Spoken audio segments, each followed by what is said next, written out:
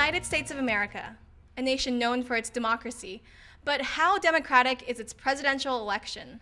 The system of the Electoral College has been used since the nation's very first presidential election, but this kind of indirect vote may actually discourage voters. People clearly understand that it's largely a waste of time to, that the margin is going to be so significant in California that voting in the presidential election won't matter. The problem is that there's a lot of other elections. The Democratic Party has carried California in the past 4 elections, and it looks certain that it will do so again in this year's election. California is one of 38 states in which the winner is virtually known before Election Day. This leaves only a third of the country up for grabs in the presidential campaign.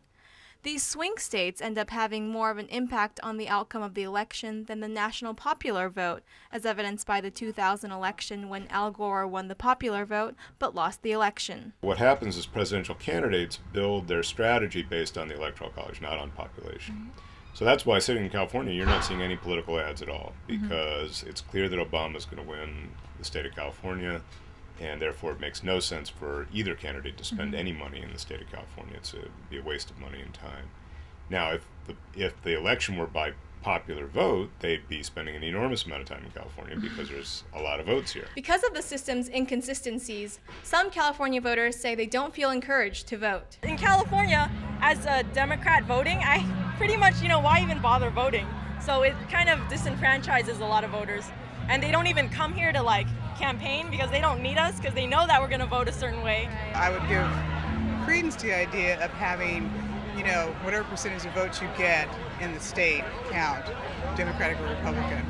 But then if it's Democrat who wins, then I'm very happy.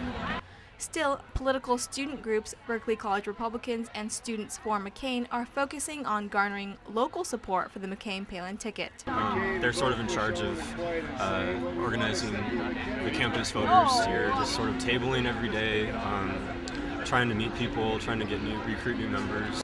The Cal Democrats are actively registering voters on campus, but also put much effort into out-of-state campaigns.